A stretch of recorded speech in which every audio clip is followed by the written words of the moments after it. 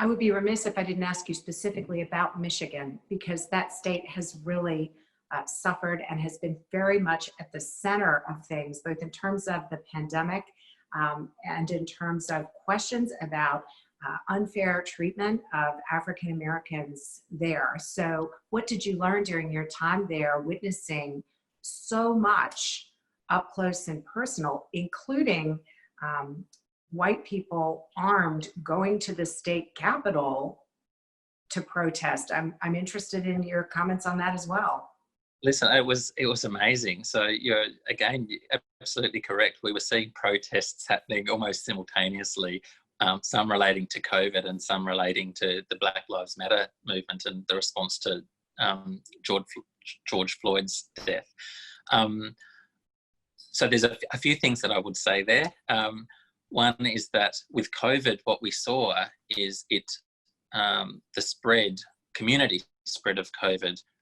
Michigan was hit really hard. There was lots of poverty, particularly in and around Detroit, and that's where it spread very quickly and very fast. Now, that was about 45 minutes away from where I was living in Ann Arbor, and that meant that we went into lockdown, and it meant that at a state level, decisions were made by the governor to go into lockdown quite quickly. Our children were at school for a week and a half in US public schools and were sent home. So we were schooling from home from, a week and a half essentially after being in Ann Arbor. But those decisions were made very quickly to protect the public, but we still saw that community spread, and obviously the infection rates across the US as a whole have been the highest in the world. So there was a huge issue there. At the same time, you had protests happening, like you said, about keeping the community open. So they knew that they had the highest rates, but at the same time,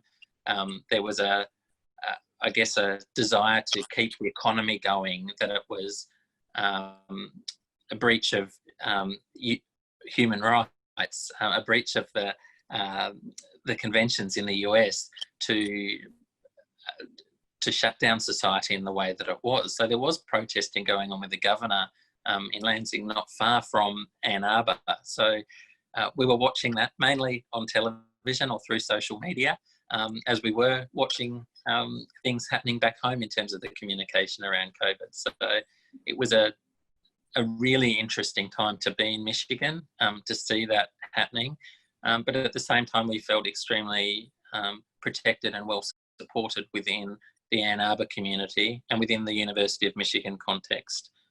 We saw staff step out in ways that you could not believe, that were really supporting students that were transitioning to online education, that have really opened their ears and listened to student responses in terms of the campaigning around Black Lives Matter, and saying that that institutionally we need to see change as well. So they were talking about anti-racism curricula. How do we do that? How can staff and faculty step up? So an amazing experience with lots of learnings that I'm taking back with me when I, back here in Australia. So much that you're taking back, James. One aspect that I wanted to mention was you're talking about online learning. I read one story, I can't remember exactly where it was, but it said that in the wealthier suburbs, many white students were getting computers at home that they could use during the lockdown, whereas that was not the case in Detroit, so that there are questions of access in terms of being able to fully pursue educational goals during this crisis, during this health crisis. In other words, educational impacts from a health crisis that seem to disproportionately affect minorities. Did you see any of that? Was that a subject of conversation while you were there? Yeah, it was. So whether it be around the hard infrastructure, having a laptop, having access to Wi-Fi to be able to connect to online learning in a reliable way. But there was also a lot of displacement as well. So you had students that were living in or near campus at the University of Michigan that were required to travel home to care for parents. So there was that overlay of caring responsibilities, which can be very different in in and with communities that experience vulnerability. So all of those things. That being said, I sort of have a parallel life around Indigenous higher education in Australia, where I've done lots of research in that space as well.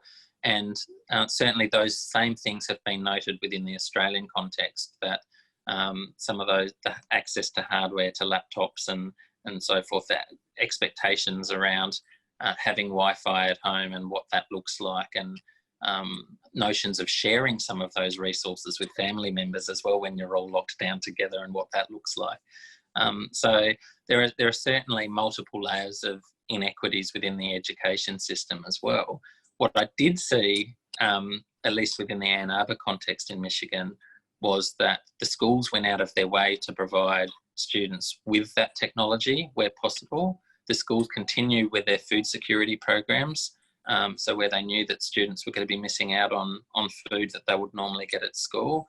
There was strong and quick responses to that. So I think we've also got to pay attention to those things that work and that are the solutions to some of these problems in these really difficult times as well. So I certainly have seen some of those.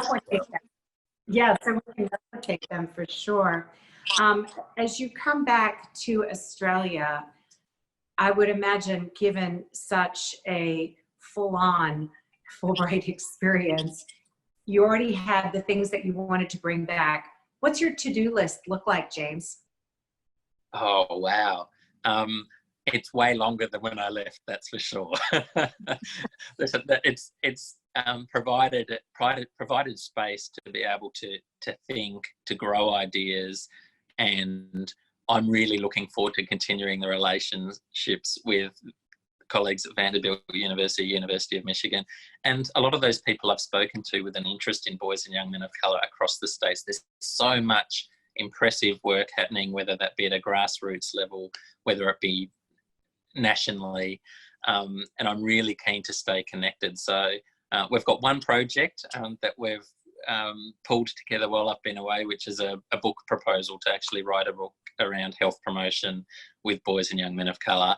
And that's going to have an explicit solutions and strengths-based focus to it. What's working, why, and how can we, expand those? So that's a really exciting project that I'm looking forward to continuing over the next couple of years.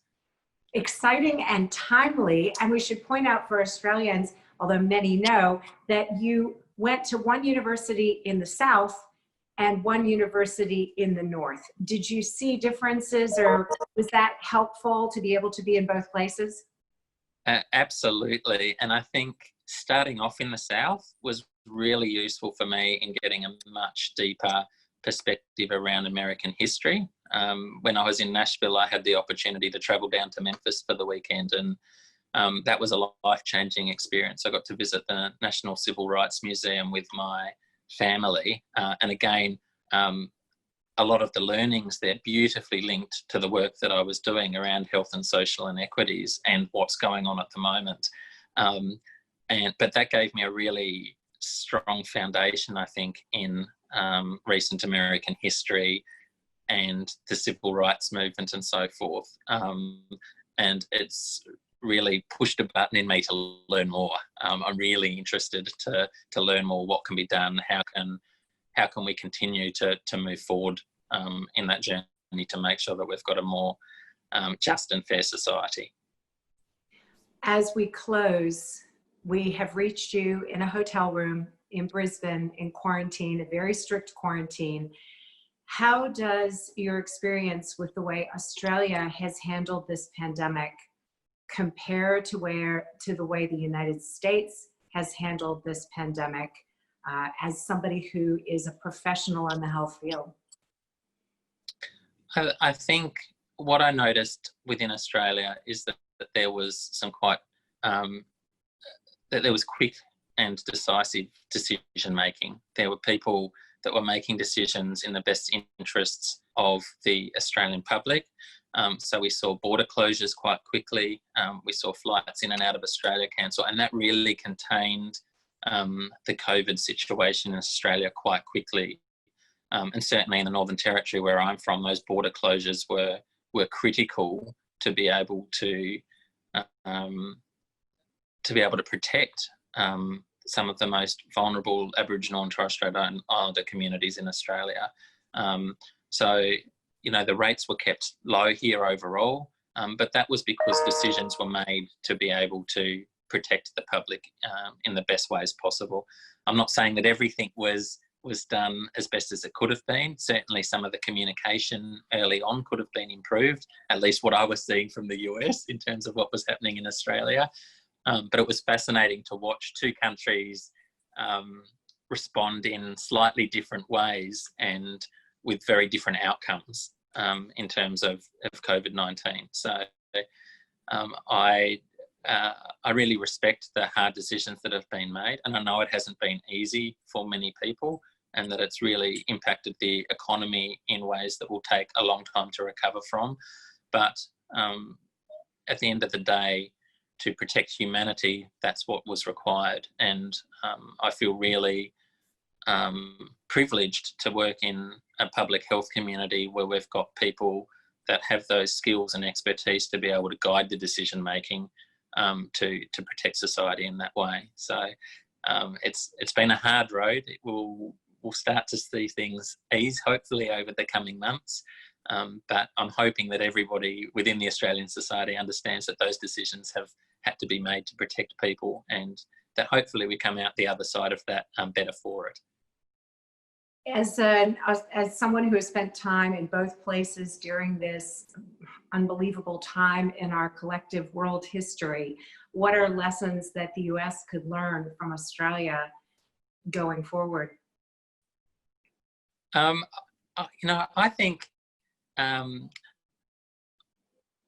I think again, decision making and thinking about those people that are most vulnerable, those that are marginalised, and thinking about how you can protect them at the earliest stages of a pandemic is really important. And perhaps that opportunity slid away for the US too early in terms of responding to COVID-19.